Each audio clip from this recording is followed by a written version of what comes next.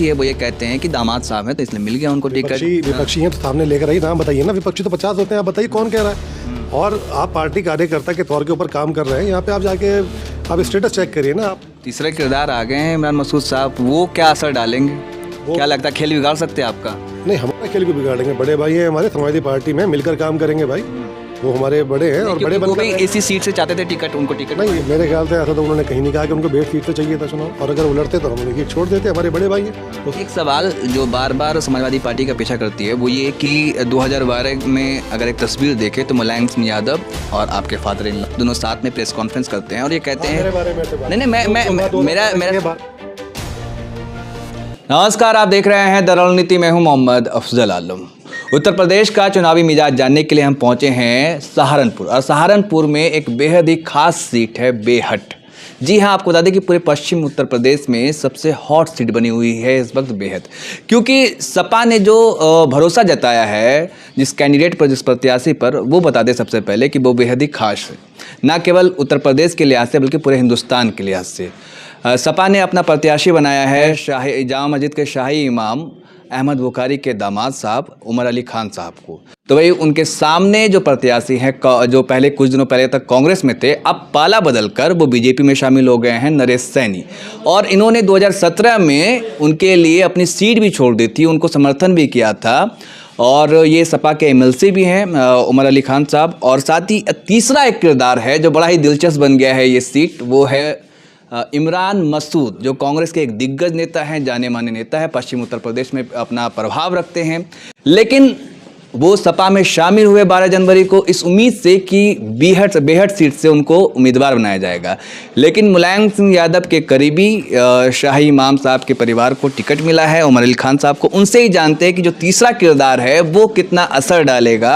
और आपको ये भी बता दें, अगर समीकरण की बात करें तो 53% यहाँ पर मुस्लिम आबादी है, तो मुसलमान यहाँ पर अक्सरियत में है। और यहाँ पर हमेशा सिर्फ एक बार बीजेपी यहाँ से कामयाब हो पाई है, तो पिछले बार 2017 के विधानसभा में जो दोस्त थे अब उनसे मुकाबला है। उमर भाई, सबसे पहले तो आपका बहुत बहुत शुक्रिया, आपने मुझे वक्त दिया। आपसे मैं समझना चाहूँगा कि इस बार आपका जो मुकाबला होना है उनसे है जिनके लिए आपने सीट छोड़ी थी 2017 में, गठबंधन हो गया था कांग्रेस से, तो क्या रहने वाला, कैसा होगा, दिलचस्प बन गया है? देखिए, सबसे पहले तो आप लोगों का बहुत वेलकम कि आप यहाँ पर आए। और मैं आपको एक बात बता दूं कि ये टिकट जो है ये किसी परिवार के या किसी के रिश्तेदार को नहीं दिया गया, ये समाजवादी पार्टी कार्यकर्ताओं को दिया गया है। अच्छा। हाँ, रिश्तेदारी अपनी जगह है, रिश्तेदार होते हैं, लेकिन मेहनत होती है। ये पार्टी ने जो टिकट दिया है ये किसी के रिश्तेदार को ना देके पार्टी कार्यकर्ताओं को दिया है। 2011 से यहाँ तमाम साथी समाजवादी पार्टी के लिए काम कर रहे हैं।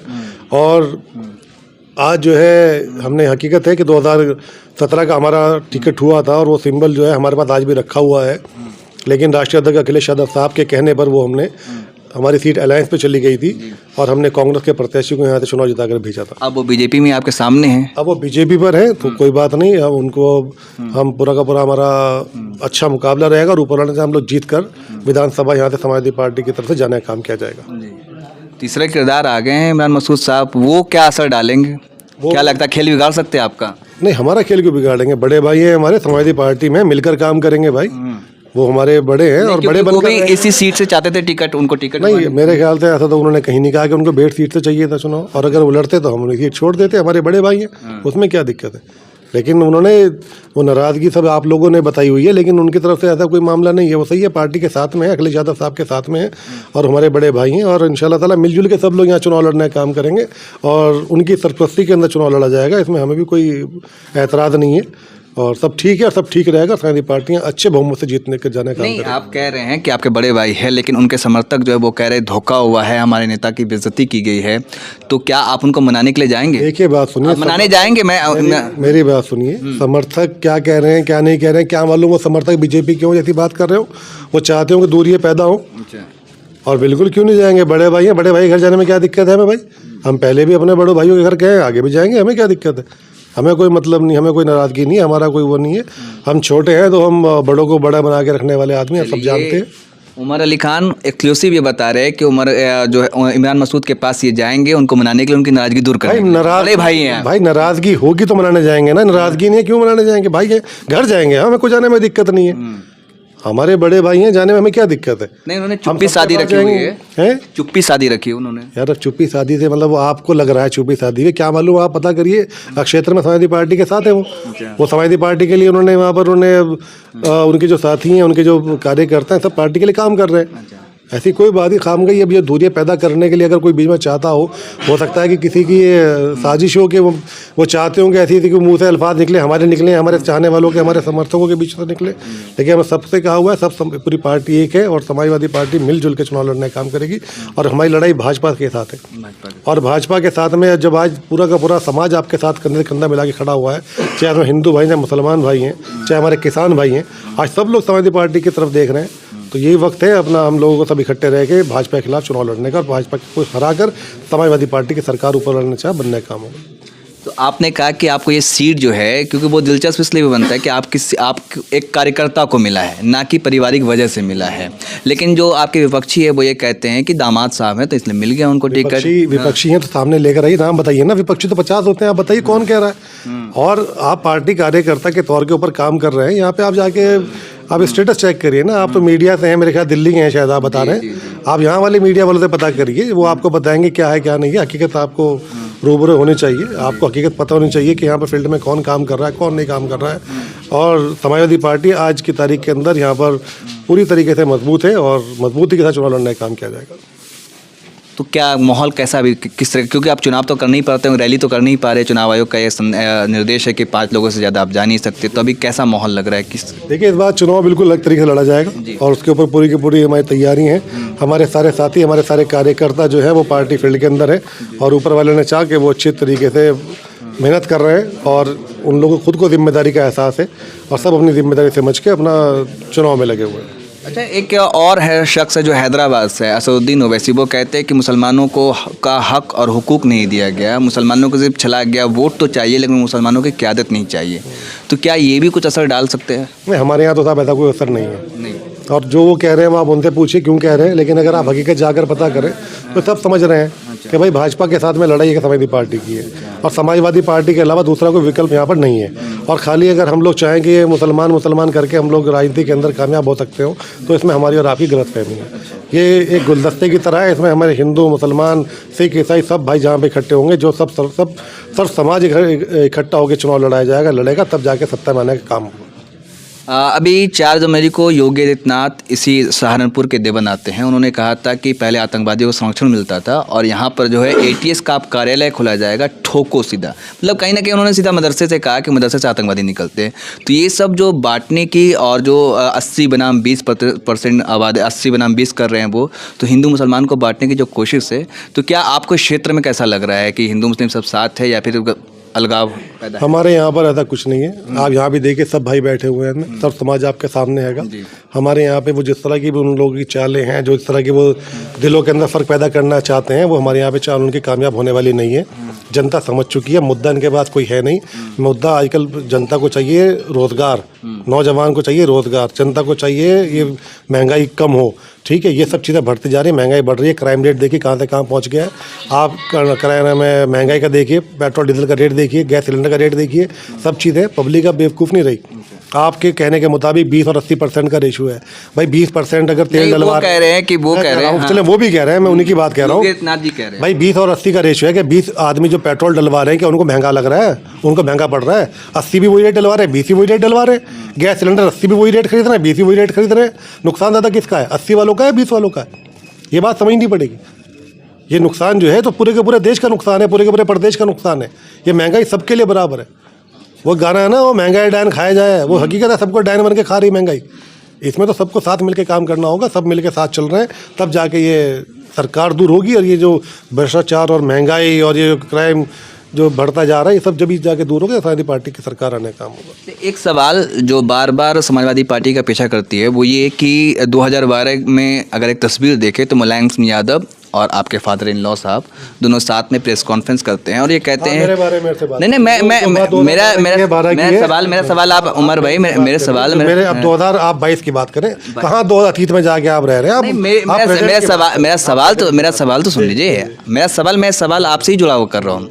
तो उसमें ये कहा गया था कि मुसलमानों को 18% आरक्षण मिलेगा। मैं क्या तो कहता हूं? मुसलमानों ने आप तो present क्या कह रहा हूं। हाँ? आप प्रेजेंट की बात करिए ना। अब आप अखिलेश यादव साहब की तो बात उन मुद्दों को भी उठाएंगे उसी अखिलेश विभाग यादव साहब ने जो कहा है उन्होंने पूरा करने का काम करा। उन्होंने आपको बिजली फ्री देने का वादा करा 300 यूनिट, वो देखेगा इंशाल्लाह मिलने का काम। जो आपको लैपटॉप का वादा करा था, जो भी आपको जितने भी हमारे ये वृद्धा पेंशन नहीं हो, हमारी बेरोजगार भत्ता रहा हो, वो जो समाजवादी पार्टी सरकार ने दिया होगा वो आज तक उसके बाद ना कोई देगा ना कभी दिया होगा। और आगे जो वादे अखिलेश यादव साहब ने करे हैं उसको पूरा करने का काम करेंगे। आप आए, बहुत बहुत धन्यवाद आपका। एक सवाल, आखिरी सवाल है कि मुसलमानों की स्थिति अगर आप देखें, सच्चर कमेटी की रिपोर्ट ये कहती है कि दलितों से ही पिछड़ी, चाहे आर्थिक तौर पर या सामाजिक तौर पर या सियासी तौर पर। तो आप मुसलमानों के लिए या जो अक्सरियत में हैं उनके लिए किस तरीके से काम करेंगे, कैसे मुसलमानों को उठाने का काम करेंगे, ये मैं समझना चाहता हूँ। देखिए, अखिलेश भाई भी हमारे राष्ट्रीय अध्यक्ष जी ने कहा है कि इंशाअल्लाह ताला आने वाले 6 महीने के अंदर 10 लाख रोजगार देने का काम होगा। और वो 10 लाख नौकरी जो है वो किसी एक समाज या किसी एक विभाग या किसी एक संप्रदाय को नहीं जाएगा, सबको दिया जाएगा, वो सबके लिए है। उन्होंने रोजगार का वादा करा है। उन्होंने वादा करा है कि 10 लाख रोजगार मेरे ख्याल से 6 महीने के अंदर कम नहीं होते। इसलिए सरकार ने पिछले 4 साल के अंदर कितने रोजगार दिए गए आप बता दीजिए। और यही है, 4.5 लाख कह रहे हैं वो। अब पता नहीं वो अगर कह रहे हैं तो आप RTI डाल के चेक करवाइए, आप मीडिया से, आपको पता होना चाहिए कि वो सच कह रहे हैं झूठ कह रहे हैं। हम झूठ नहीं कहना चाहते, लेकिन जो है आप एक बार पता करवा के देखिए कि कितनी नौकरी दी गई हैं। और अखिलेश यादव साहब ने जो वादे करे होंगे उसको पूरा करने का काम करा है, बल्कि ज़्यादा काम करने की कोशिश करिए। और ऊपर वाले ने चाह, हमें उम्मीद है कि सरकार आएगी तो सबसे पहले यहाँ रोजगार के ऊपर काम होगा। खासतौर से हमने भी अपने क्षेत्र के अंदर बात कर आए कि हम भी चाहेंगे कि यहाँ पर ऐसा कोई रोजगार जुड़े कि जिससे कि हमारे बेरोजगारों को, हमारे नौजवानों को यहाँ पे काम करना को मिल सके, इनको रोजगार की तलाश में दूसरे प्रदेशों में न जाना पड़े। हमारी पूरी कोशिश रहेगी। अच्छा, एक सवाल ये है कि पिछले चुनाव में शमशान बनाम कब्रिस्तान किया गया था, फिर कहा गया था कि बिजली दीपावली पे नहीं आती है, ईद पर आती है, रमज़ान पर आती है। तो ये जो हिंदू मुसलमान मंदिर मस्जिद किया गया था, क्या इस बार लग रहा है कि वो इस तरीके से पोलराइज होगा? मैंने आपसे पहले ही कहा कि अब में और जब में बहुत फ़र्क है। पब्लिक समझ रही है, पब्लिक ये जान रही है कि मुद्दों से भटकाने वाले मामले हैं। ठीक है, मुद्दा क्या है? मुद्दा वही है, रोजगार नहीं दिए जा रहे हैं। नौजवान आज बेरोजगार घूम रहे हैं। बेरोजगारी के अंदर आदमी क्राइम नहीं करेगा तो क्या करेगा? ठीक है, महंगाई देख लीजिए, महंगाई किस स्तर पे जाके पहुंच चुकी है। महंगाई आज देख लें कहाँ तक आज आपका मामला हो चुका। आज आप क्राइम कंट्रोल का देख लें, क्या रोजाना क्या वारदातें हो रही हैं। तो पब्लिक जो है ये सब सुकून चाहती है, और ये पब्लिक समझ रही है कि मुद्दों को भटकाने के लिए ये हिंदू मुसलमान अब ऊब चुके लोग, अब ये मुद्दे पुराने हो चुके।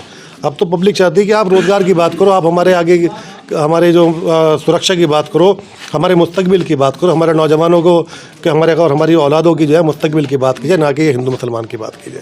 अब पब्लिक ऊब चुकी, पब्लिक इनके सब मामले और सब इनकी चालें समझ चुकी है। तो ये चुनाव कैंपेन ठीक से चल रहा है आपका 5 लोगों के साथ में? कैसा लग रहा है इस चुनाव करने में, प्रचार करने में? अभी तो स्टार्ट तो किया नहीं है, अभी तो अब शुरू कर रहे हैं, वही रणनीति बना रहे हैं कैसे की जाए। और वही जैसे कि चुनाव आयोग का कहना है उसका पूरा पालन किया जाएगा। कोशिश की जाएगी कि वही जो गाइडलाइंस हैं उसी गाइडलाइन के थ्रू काम करें, क्योंकि कोविड से देखिए सबको बचना है, कोविड से बचकर काम करने की ज़रूरत है। तो ऊपर चाह के पूरे का पूरा जो भी चुनाव आयोग का जो फरमान है उसके मुताबिक काम किया जाए और उसी हिसाब से काम करेंगे। चलिए, बहुत बहुत शुक्रिया, आपने वक्त दिया। तो ये थे